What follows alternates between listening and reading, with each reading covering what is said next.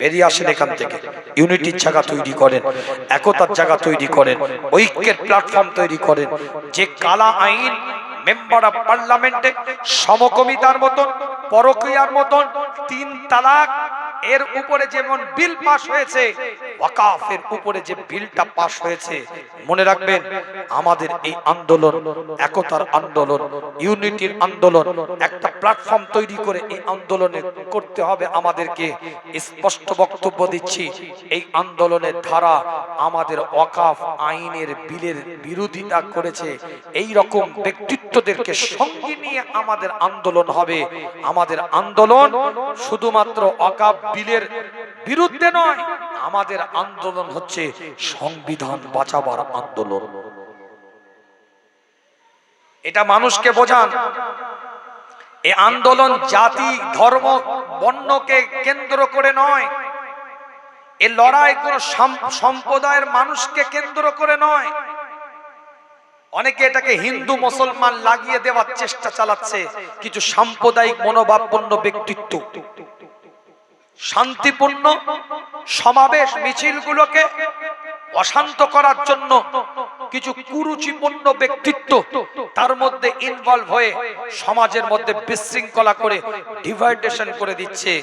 স্পষ্ট কথা বলছি, লড়াই যদি এটা সম্প্রদায় কেন্দ্রিক হতো, তাহলে মেম্বার অফ পার্লামেন্টে 232 জন ভোট দিয়েছে ওয়াকাফ বিলের বিপক্ষে, তার মধ্যে 40 জন মুসলমান, 192 জন অন্য স্বজাতির মানুষ। তাহলে লড়াই কি এখানে অন্য জাতের সাথে আমাদের না? তাহলে অন্য জাতের সাথে আমাদের লড়াই হলে তাহলে 192 জন আমাদের পক্ষে ভোট দিত না? তাদের কি গলায় গামছা দিয়ে ভোট দেওয়ানো হয়েছে নাকি? তাহলে লড়াই সংবিধান বাঁচাবার লড়াই। আর্টিকেল 14 কে ভাইলেন্স করেছে এই বিল। আর্টিকেল 25 থেকে 29 এই এক সাংবিধানিক, এটা ভাইলেন্স করেছে এই বিল। তাই এই বিলের বিরুদ্ধে আমাদের আন্দোলন। সংবিধান বাঁচাবার লড়াই। আর সংবিধান বাঁচাবে কে? ভারতের নাগরিকরা বাঁচাবে। কোন জাত নয়, কোন ধর্ম নয়, কোন সম্প্রদায় বিশেষ নয়। এটা কনভিন্স করে মানুষকে বোঝান, যে যে অ্যাঙ্গেল থেকে যার যে বন্ধু বান্ধব আছে তাদেরকে বোঝাবার চেষ্টা করেন, দেখো লড়াই তোমাদের সাথে আমাদের নয়। কি ভাই কথা ঠিক বলছি না? গত 1 সপ্তাহ আগে আমি মিটিং এ বসেছিলাম, একাডেমি অফ ফাইন আর্টে একটা মিটিং এ বসেছিলাম। সর্বধর্মের মানুষ, পাদ্রী, আপনার কি বলে শিখেদের, আপনার মারওয়াড়িদের, শিখেদের, খ্রিস্টানদের, হিন্দু ভাইদের, দলিতদের, আদিবাসীদের সব প্রতিনিধি এসেছে। তাদের বক্তব্য শুনে হাঁ হয়ে যাবেন, কি বলছে আমাদের পক্ষে। কেন? তারা কি আমাদের পক্ষে বলছে? আদেও না, তারা সংবিধান বাঁচাবার পক্ষে কথা বলছে।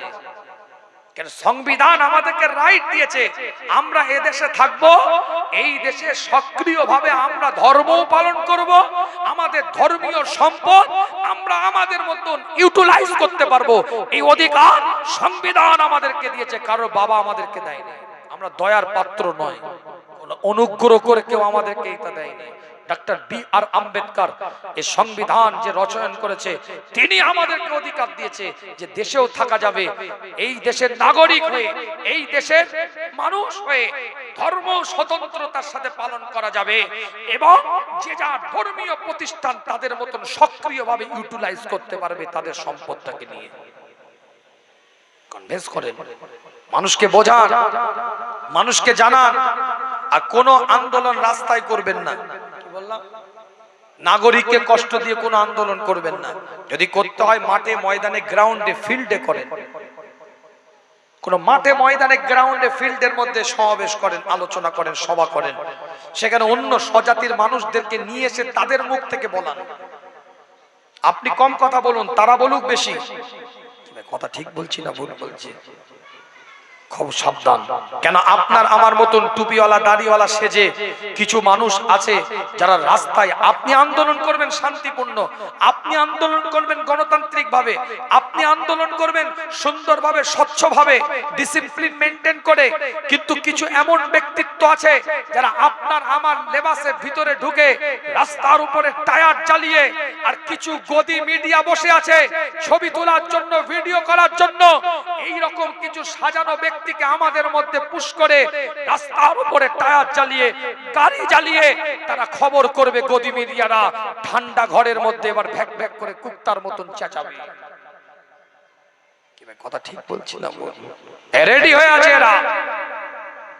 জাতকে, সম্প্রদায়কে, জাতি ধর্ম নির্বিশেষে সর্বজাতের মানুষকে সংঘবদ্ধ হয়ে আমাদের ঐক্যের মঞ্চ তৈরি করে গণ আন্দোলনের রূপরেখা তৈরি করতে হবে। যে আন্দোলনের রূপরেখা দিল্লির মসনদ পর্যন্ত নিয়ে যেতে হবে। মনে রাখবেন 19 নভেম্বর 2021 সালে কৃষি আন্দোলনের যে বিল প্রত্যাহার করতে তারা বাধ্য হয়েছিল, 2% পাঞ্জাবি ছিল, 2% পাঞ্জাবি একটা রাজ্য থেকে গোটা দেশের আপনার কি বলে সুপ্রিমোর কাছে এমন আন্দোলনের পরিকাঠামো তৈরি করেছে, যে আন্দোলনের পরিকাঠামোর দ্বারায় 2% পাঞ্জাবির মাধ্যমে তারা বিল প্রত্যাহার করতে বাধ্য করিয়েছে। আজ 20 থেকে 25% আমরা আছি এবং আমাদের সাথে অন্য স্বজাতির মানুষেরা ব্যাপকভাবে আমাদের পিছনে দাঁড়িয়ে সাপোর্ট করছে। আমরাও সেই গণ আন্দোলনের রূপরেখা যদি তৈরি করতে পারি, এই বিল প্রত্যাহার করাতে আমরাও বাধ্য করাতে পারবো। জোরে বলেন ইনশাআল্লাহ, জোরে বলেন ইনশাআল্লাহ। এনআরসি, সিএএ, এনপিআর এগুলোর বিরুদ্ধে আমাদের লড়াই ছিল, কিন্তু এই লড়াই নাগরিকত্বের অস্তিত্বের লড়াই ছিল। আর এ বিল ওয়াকফ বিল, এটা আমাদের ঈমানের অস্তিত্বের লড়াই। আজ যদি আমরা সমাজের বুকে ঠিক মতন গাইডনেস না দিয়ে মানুষকে যদি যথাযথ রাস্তা না দেখাতে পারি, পরবর্তী প্রজন্ম প্যালেস্টাইনের মতো রূপ নিবে আপনাদের বাচ্চাদের জন্য। মনে রাখবেন, ওখানে ওরা এসে বসেছিল, ওদের জায়গায় বসেছে, আমাদের জায়গা নিয়ে এখানেও টানাটানি করছে।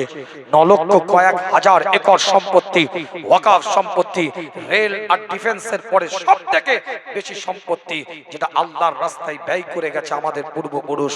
লান তানালুল বিররা হাত্তা তুনফিকু মিম্মা তুহিব্বুন, সূরা আল ইমরান 3 নম্বর সূরা 92 নম্বর আয়াতে আল্লাহ বলছে, অতক্ষণ পর্যন্ত তোমরা আল্লাহর প্রিয় হতে পারবে না যতক্ষণ তোমাদের প্রিয় সম্পদ থেকে আল্লাহর রাস্তায় না দান করো।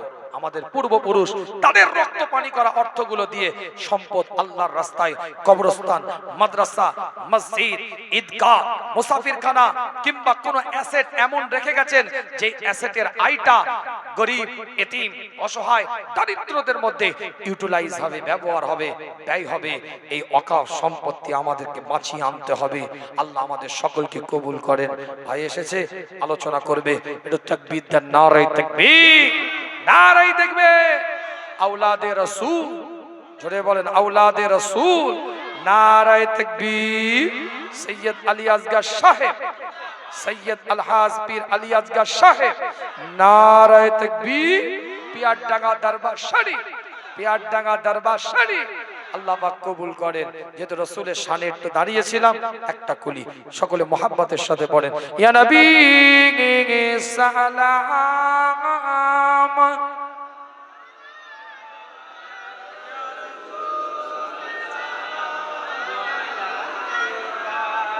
ইয়া হাবিব,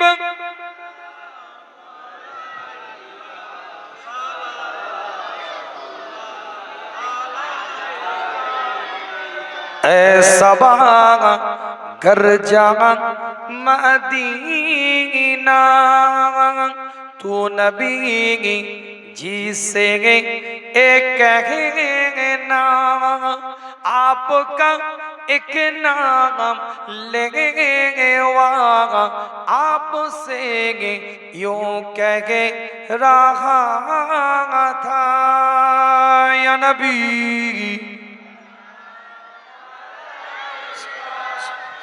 या रसूल या हबीब, সালাওয়াতুল্লাহ। সকলে বসেন। বালাগাল উলা বিকামালিহি